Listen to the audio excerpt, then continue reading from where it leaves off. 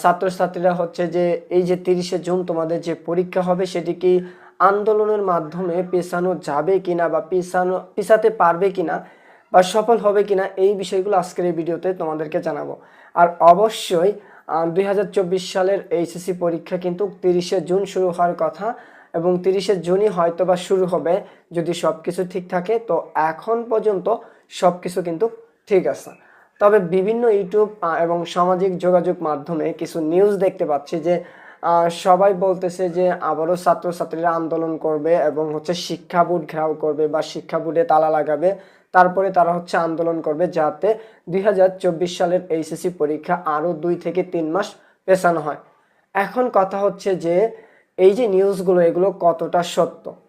Totally এই নিউজগুলো রং, কারণ আমাকে অনেকেই ওই সকল নিউজের লিঙ্ক কাল থেকে পাঠাচ্ছেন যে ভাইয়া দেখেন তো নিউজটা আসলেই সত্য কিনা।